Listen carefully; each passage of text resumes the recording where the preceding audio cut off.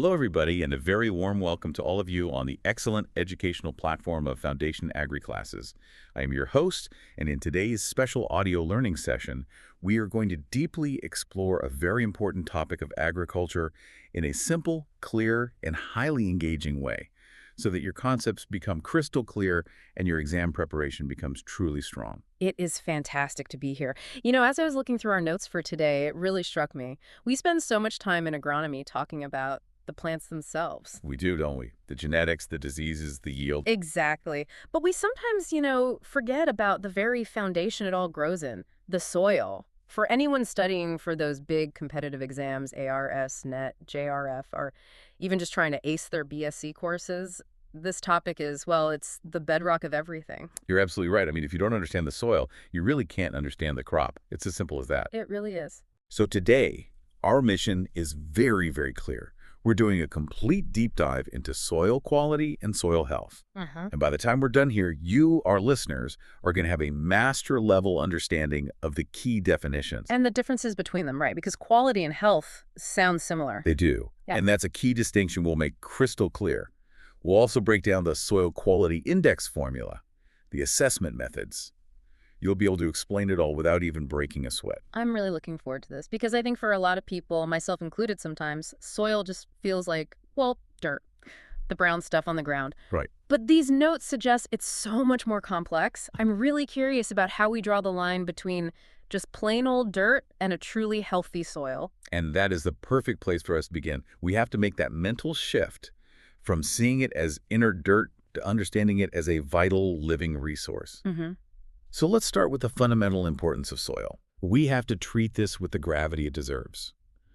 First and foremost, soil is a natural, and I want to emphasize this, a finite resource. I want you to underline that word finite in your mental notes. Finite, that's a scary word when you're talking about something we need for food.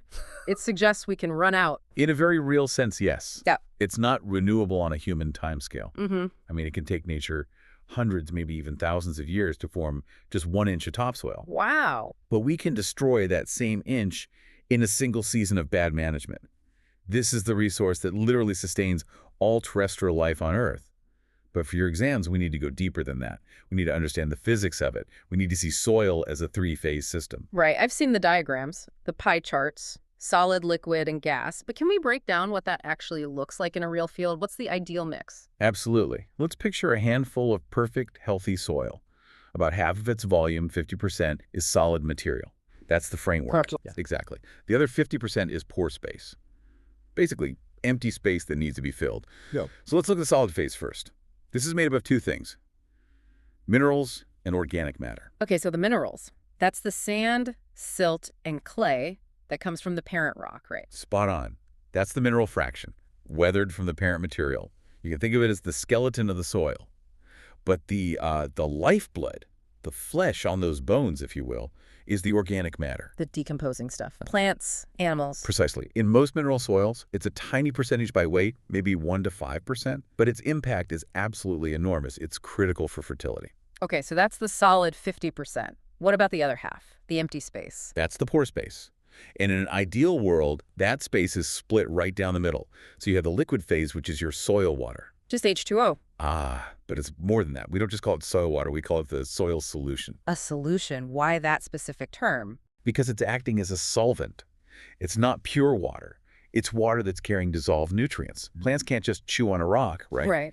They need those essential nutrients, nitrogen, phosphorus, potassium, to be dissolved in water so their roots can absorb them, basically drink them up. Without that liquid phase, nutrient transport just stops. That makes perfect sense. Okay, so that's the liquid, and the last part of that 50% is the gaseous phase. Yes, the soil air. And it's every bit as important as the water. Roots are living tissues. They have to respire. They need oxygen. They need oxygen to burn energy and actively pull in those nutrients. So if you have a waterlogged field, what's happening is that all that pore space gets filled with water, and it pushes out all the air. The roots literally start to suffocate. So a healthy soil is really a balancing act between all three. You need the solid for support, the liquid for transport, and the gas for respiration. You've got it. It's not a solid block. It's a dynamic, breathing, flowing system. That's an amazing way to think about it. Now, moving beyond just the physical structure, the notes mention ecosystem services. That sounds like a term you'd hear in an environmental science class. Why is it so important for an agriculture student to understand this? Because agriculture doesn't happen in a bubble, right? The soil provides these services that keep the entire planet functioning. We call them ecosystem services. And the most obvious one, the one we all think of, is food and fiber production. Of course. No soil, no food, no cotton for clothes, no timber for houses. That's the direct economic value. But now look at the environmental value. Soil is responsible for water filtration. Think of the soil profile as nature's kidney. Nature's kidney. I like that analogy. When rain falls, it picks up dust, chemicals, pollutants from the surface. As that water percolates down through the soil particles and the microbes act like a filter. They trap those pollutants, break them down, and clean the water before it ever reaches our groundwater and aquifers. So if our soil fails, our drinking water gets dirty. It's a direct link. It's a direct link. It's also responsible for nutrient cycling. It's the planet's great recycler. It takes dead organic material leaves, roots, manure, and breaks it down, recycling the nitrogen, the phosphorus, back into forms that new plants can use. A closed-loop system. And here's the one that's a massive topic in the modern era: carbon storage. Ah, climate change. Yes. Soil organic matter is about 58% carbon. So soils globally hold a tremendous amount of carbon. If we manage our soils well, we can keep that carbon locked safely underground. And we manage them poorly. If we degrade the soil, that carbon oxidizes and is released into the atmosphere as CO2. So good soil management is a frontline defense against climate change. But looking at the data in our source material, we're not exactly winning that war, especially here in India, are we? No, Okay. we are not. And this next statistic is one that every single student listening needs to commit to memory, because it highlights the urgency of what we do. We are at a crisis point when it comes to degradation, due to a whole host of issues: salinity, erosion, nutrient depletion. A very large area of Indian soils now produces less than 20% of its potential yield. Wait, hold on. Let me just process that. Less than 20%. Less than 20%. So you're saying that for every 100 bushels of wheat we could be growing, we're only getting 20. We're leaving 80% on the table. That is exactly what it means. We are running the engine at 1/5 of its capacity. We've got the high-yielding seeds, we have irrigation in many places, we have the machinery. But because the foundation itself, the soil, is compromised, we're facing this massive yield gap. Wow. We're no longer limited by plant genetics in many cases. We're limited by the degradation of the land itself. That really, really drives home why this topic is so critical. It's not just an academic exercise. It's about national food security. It is. So, with that in mind, let's get formal. We need to know exactly what we're talking about. What is the official definition of soil health? Excellent question. For your exams, and just for your professional understanding, you absolutely need the authoritative definitions. The gold standard really comes from the FAO, the Food and Agriculture Organization. And I want to read this slowly so we can unpack it. Okay. They define soil health as the capacity of soil to function as a living system within ecosystem and land use boundaries. The phrase that jumps out at me immediately is living system. That's the key. That is the entire paradigm shift. For decades, we treated soil like an inert chemical sponge, a storage bin for fertilizer. This definition recognizes that soil is biological. It is alive. It's an ecosystem in itself. It is, and the definition continues with the goal of that system: to sustain plant and animal productivity, maintain water and air quality, and promote plant, animal, and human health. I love that final connection. It's not just about the plants, it's a chain. Healthy soil leads to healthy plants, which leads to healthy animals, and ultimately healthy humans. It's all one interconnected system. There's another definition you should know as well, from two prominent researchers, Doran and Parkin. It's very similar, but you'll see it cited a lot in scientific papers. Okay. They define it as the capacity of soil to function, sustain productivity, maintain environmental quality, and promote biological health. Again, that phrase, capacity to function, is central. It's about what the soil does, not just what it is. Precisely. But here's where we get to a really tricky area, and it's a favorite for examiners to test you on. You will often hear the terms soil health and soil quality used as if they mean the same thing. Right, I'm guilty of that. I've always kind of used them interchangeably. And in casual conversation, that's often fine. Sure. But scientifically, strictly speaking, they're not the same. They're related but distinct. Okay, let's clarify that difference. Let's do it. Sure. Soil health is the broader concept. Think of it as the big picture. It focuses on the soil as that living system we just talked about. It's deeply connected to the idea of sustainability. Yeah. So a question about soil health is the biology in this soil thriving? Is the system resilient? Can it continue to function for the next 100, 200 years? So health is like the overall vitality of the patient. It's long-term prognosis. That's a perfect analogy. Now, contrast that with soil quality. Soil quality is much more use-specific. The key phrase here is fitness for use. Fitness for use. Can you give me an example to make that concrete? Of course. Yeah. Let's imagine you have a field with heavy clay soil.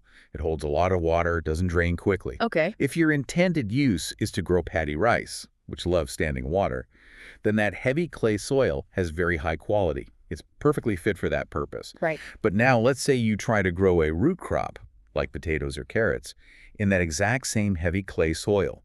The roots can't penetrate, the tubers might rot from the excess water. For growing potatoes, that same soil now has very low quality. Ah, I see. So the soil itself didn't change at all, but its quality rating went from high to low simply because the intended use changed. You got it. Whereas the health of that soil, are the microbes active? Is it free of toxins? That assessment wouldn't change based on the crop you plant. That is a crystal clear distinction now. So to synthesize it for everyone listening, health is about the inherent vitality of the living system, while quality is about its fitness for a specific use. So health is the baseline condition, and quality is its performance review for a specific job. That's a great way to put it. Soil quality includes the physical, the chemical, and the biological aspects, but it's often framed in the context of productivity for a specific goal. Now let's dig just a little deeper into this idea of quality. It's not just one single concept. We can actually break it down into two distinct components. Okay. We talk about inherent soil quality and dynamic soil quality. Inherent and dynamic. The names alone suggest that one is kind of fixed and the other one changes. You're getting very good at this. That's exactly right. Let's look at inherent soil quality first. This is the quality that's determined by the natural soil forming factors. Do you remember the big five? Parent material, climate, topography, biota, and time. Perfect. This is essentially the hand of cards that nature dealt you for a particular piece of land. You can't change your cards. You can't. Examples of inherent quality would be things like soil texture. Is it sandy, loamy, or clay? And soil depth. How deep is it until you hit bedrock? You can't easily change these things. If your farm is on sandy soil, it's a sandy soil farm. You can't practically turn it into a clay farm.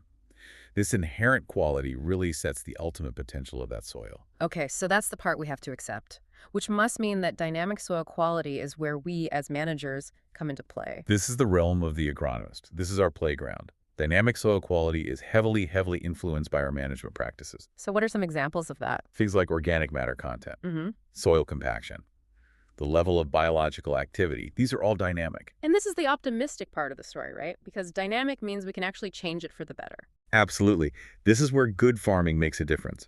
If your organic matter content is low, you can add compost, you can plant cover crops, you can use green manures.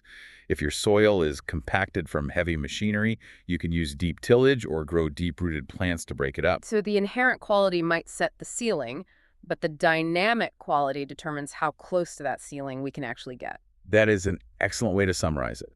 We can't change the geology, but we can absolutely manage the biology and the physics. Okay, that's a really empowering way to look at it. So let's assume we're managing it well. We have a soil with high dynamic quality.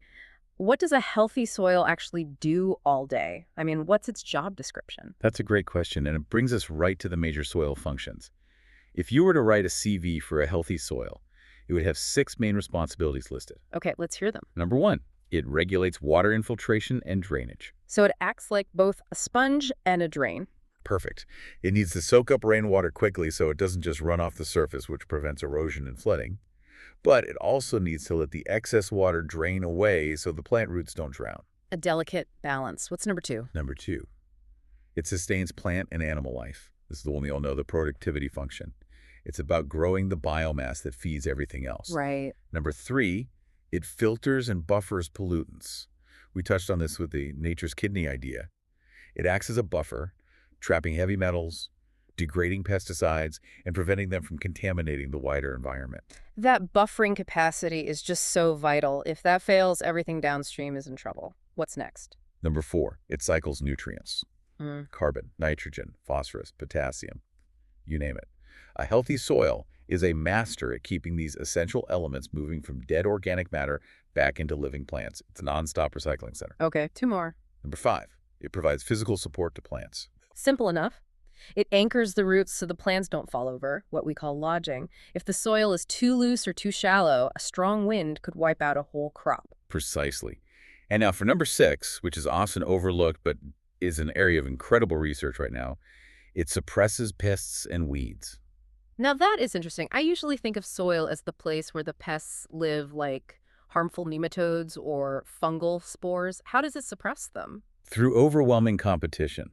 A healthy soil is absolutely teeming with billions of beneficial microbes per teaspoon. It's a crowded city. So if a plant pathogen, a bad guy, tries to establish itself, it faces this massive army of beneficial bacteria and fungi that outcompete it for food and space. So they basically starve it out or crowd it out. They do. It's a concept called competitive exclusion. In essence, a healthy soil is its own natural biocontrol agent. That's amazing. So a sterile, lifeless soil is actually more dangerous from a disease perspective because there are no good guys there to defend the plant. 100%. In the soil, diversity is defense. So we know its job description now. But as a student, I need to be able to visualize this. If I were to walk out into a field, what are the characteristics of a healthy soil? What am I looking for with my own eyes and hands? You can often get a very good first impression just with your senses. Let's imagine we're digging a small pit in a field. Physically, you're looking for good soil tilth. Tilth is that word we use to describe the physical condition. It should be crumbly, friable, easy to dig. It shouldn't be a hard, compacted brick or loose, structureless sand. Okay, so it feels good. What else? It has adequate depth. You want to see that the topsoil goes down deep, giving roots plenty of room to explore for water and nutrients. It has good drainage. You shouldn't see water sitting on the surface in puddles for days after a rain. And it shows resistance to degradation. It resists being washed away by rain or blown away by wind because its structure, its aggregates, hold it together. Okay, that covers the physical side. What about the signs of life? The biological and chemical signs? Chemically and biologically, a healthy soil will have a balanced nutrient supply. It won't have toxic levels of salts or other chemicals. It will have a high population of beneficial microbes, and you might see signs of larger life, like earthworms. Right. And on the flip side, it will have low populations of plant pathogens and low pressure from weeds. It basically looks, smells, and feels alive and earthy. Before we move ahead, here's a quick and important shout-out.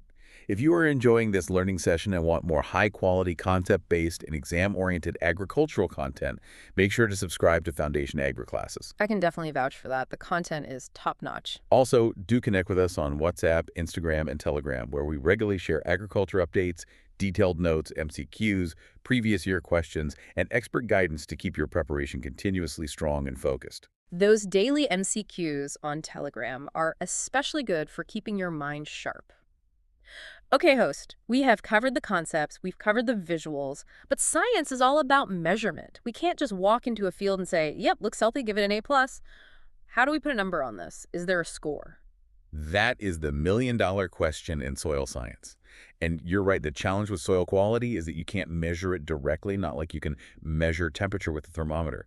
There's no single healthometer you can stick in the ground. So what do we do instead? Instead, we use indicators. We look for measurable clues that tell us how the whole system is functioning. We then take a whole suite of these clues and combine them into a single score using a model. And the most common model is called the Soil Quality Index, or SQI. An index. Okay, that implies there's a formula behind it. There is. And for the students listening, you might want to visualize this. It can look a bit intimidating at first, but it's actually very logical. The formula is generally written as SQI, F, SP, P, E, H, ER, BD, FQ, MI. Okay, that is quite the alphabet soup. So the Soil Quality Index is a function of what are all those variables? Let's decode them one by one so we can really understand what goes into that final score. Let's do it. It's like a recipe. First up is SP.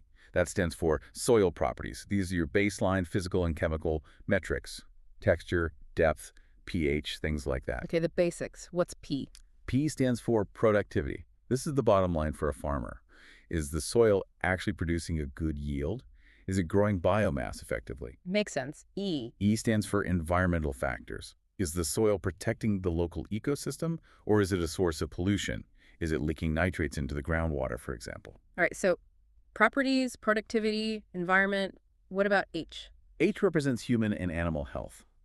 This is a really important modern addition to the concept. Is the food being grown in this soil safe and nutritious? Or is it accumulating heavy metals or other toxins that could be passed up the food chain? That's a deep connection to make. Soil quality isn't just about quantity of food, it's about the safety of it. What's ER? ER is erodibility. This is usually a negative factor in the equation. A high erodibility score would lower your overall soil quality index. We want soil that stays put. Okay, BD. BD is biological diversity. As we discussed, a healthy soil is a zoo. We want high diversity, lots of different types of microbes and organisms. High diversity generally correlates with high resilience. Got it. And FQ. FQ is food quality. This is related to productivity, but it's more nuanced. It's not just about the weight of the harvest, but its quality, the protein content of wheat, the shelf life of vegetables, the taste. And the last one, MI. MI stands for management inputs. This variable accounts for what we are doing to the soil. Are we using sustainable practices? Are we over-tilling? Are we applying too much fertilizer? The SQI integrates all of these different factors to give a single holistic score of how that soil is performing. That is incredibly comprehensive. It connects the physical dirt all the way to the dinner plate and the management decisions that got it there. So to actually calculate that index, we need the specific beta points to plug in, and the notes call these the soil quality indicators. Correct. An indicator is simply a measurable property of the soil that reflects its capacity to function. And we group them into three main baskets, which mirror the very nature of soil itself: physical indicators, chemical indicators, and biological indicators. This section sounds like prime exam material. I can just see the multiple choice question now. Which of the following is a physical indicator of soil quality? So let's break down the physical indicators first. These are all about the soil's architecture, right? Exactly. The arrangement of the solid particles. The first, and arguably the most important, is aggregate stability. Why does that one matter so much? An aggregate is a clump of soil particles held together. Stability measures how well those clumps resist falling apart when they get wet. If they slake or fall apart in water, the soil surface seals over, water can't get in, and you get erosion. Good stability is the cornerstone of good structure. Okay, cornerstone. What's another one? Second is bulk density. This is a direct measure of compaction. High bulk density means the soil is packed too tightly. There's no room for roots to grow or for air to circulate. Third is infiltration rate. Simply, how fast does water soak into the soil? Fourth is water holding capacity. Once the water is in, can the soil store it effectively for plants to use during dry spells? And fifth is soil structure and macropores. We need those big channels, those macropores, for rapid movement of air and water deep into the profile. It seems like aggregate stability is the keystone there. If your aggregates are stable, your infiltration will be good and your bulk density will be low. They're all connected. They're all deeply interconnected. Okay, now what about the chemical indicators? I'm guessing these are the things you'd find on a standard soil lab test report. For the most part, yes. First and foremost is soil pH.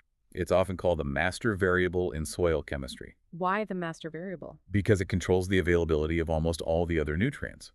If your pH is too acidic or too alkaline, nutrients like phosphorus can get chemically locked up and become unavailable to plants, even if they're physically present in the soil. So you could be fertilizing, but the plant can't access it. Exactly. You're wasting your money. Second is electrical conductivity, or EC. This is a measure of salinity, the total amount of soluble salts. High salts create osmotic stress on plants. They literally pull water out of the roots. Right. Third is soil nitrate. This is a measure of readily available nitrogen, which is often the most limiting nutrient for plant growth. It's the high-octane fuel. And fourth, and perhaps the most critical indicator of all in modern soil science, organic carbon. We keep coming back to organic carbon and organic matter. It seems to pop up in every category. Because it's the central hub of soil health. It improves structure, which is physical. It holds on to nutrients, which is chemical. And it's the primary food and energy source for all the soil life, which is biological. If you can only measure one thing, many would argue it should be organic carbon. That makes perfect sense. Okay, and that brings us to the third basket, the biological indicators. These seem to be getting a lot more attention in recent years than they used to. They are, largely because we now have better and cheaper technology to measure them. First, The most obvious one? Earthworms. The visible sign of life. They're the canary in the coal mine. If you dig up a spadeful of soil and you see lots of earthworms, that's generally a very good sign. They're nature's plows, aerating the soil and mixing in organic matter. Okay, what else can we measure? Second is soil respiration. We can actually put a chamber over the soil surface and measure the amount of CO2 being released. High respiration means high microbial activity. The soil is breathing. You can measure the soil's breath. That's fascinating. We can. Third, we can measure soil enzymes. We can test for specific proteins like phosphatase or urease. The activity of these enzymes tells us if the microbes are actively working to cycle specific nutrients, like phosphorus or nitrogen. So it's like checking the specific functions of the factory, not just if the lights are on. Exactly. Fourth is microbial biomass. We can estimate the total weight of all the microscopic life in the soil. And fifth is looking at the organic matter fractions. We can now separate the carbon into different pools, the active fraction that microbes are eating right now versus the stable fraction that's being stored for the long term. It's incredible that we can now get that level of detail to measure the breath and the enzymes of the soil. It really reinforces that living system concept we started with. It does. But, asking a farmer to get all these tests done, enzymes, biomass, aggregate stability, it sounds potentially expensive and definitely time-consuming. So why do we do it? What is the real-world importance of assessment? Why should a farmer or a scientist go to all this trouble? That is the ultimate so what question, and it's a vital one. We don't measure these things just for academic curiosity. The assessment has at least 5 direct, practical benefits. Okay. First, it identifies problem soils. You simply cannot fix a problem if you don't know it exists. An assessment is like a diagnostic blood test for your field. It can flag an issue like rising salinity or a hidden compaction layer long before your crop starts to show symptoms and fail. So it's basically proactive risk management. Exactly. Second, it helps in crop selection. If your soil assessment comes back showing you a very high pH and high salinity, you shouldn't try to plant a sensitive crop like beans. You should choose something more tolerant like barley or cotton. It's about matching the right crop to the land's actual capability. Which saves a lot of money and prevents crop failure. What's the third benefit? Third, it guides fertilizer recommendation. This is the entire foundation of modern precision agriculture. Instead of just applying a blanket rate of fertilizer across the entire farm, you use the soil test results to apply only what's needed where it's needed. So you're not wasting money on nutrients the soil already has. You're not, which is better for the farmer's wallet and much better for the environment. Right. Which leads directly to the fourth point. Assessment supports sustainable agriculture. By monitoring these soil health indicators over time, we can see if our management practices are building the soil up or slowly degrading it. It allows us to ensure we're not depleting the resource for future generations. So it's a report card for stewardship of the land. It is. And finally, number 5, it maintains environmental quality. By checking things like soil nitrate levels, we can make sure we're not applying excess nitrogen that will just leach into the groundwater and cause pollution downstream. So really, assessment isn't just about getting a bigger harvest this year. It's about ensuring we can get a harvest 50 years from now and that we're not damaging the environment in the process. It connects everything we've talked about. Precisely. It brings us full circle right back to that very first concept we started with, that soil is a finite, precious resource. Assessment is how we practice responsible stewardship of that resource. This has been such a comprehensive journey. I feel like we've connected all the dots, from the basic physics of the 3 phases all the way to the high-level management decisions a farmer has to make based on lab results. I agree. It's a complex topic, but when you break it down into these logical pieces, it all fits together beautifully. Why don't we do a quick conceptual recap to really lock all of this into memory before we wrap up? All right. Today, we started by defining soil not as dirt, but as a vital, finite 3-phase system composed of solids, liquids, and gases. Right, and we highlighted that scary statistic that a large area of Indian soils are operating at less than 20% of their potential due to degradation. A huge call to action. Yeah. We then clarified the crucial definitions. Soil health is the broad, big-picture concept of the soil as a living, sustainable system. While soil quality is more specific, it's about the soil's fitness for a particular use, like growing rice versus growing potatoes. Perfect. We also distinguish between inherent quality, which is nature's gift like soil texture that's hard to change, and dynamic quality, which is affected by our management, like organic matter, which we absolutely can and should improve. And we listed the 6 major functions of a healthy soil, from regulating water all the way to suppressing pests and diseases. We did. We then visualized the characteristics of a healthy soil, that it should have good tilth, good drainage, and be full of life.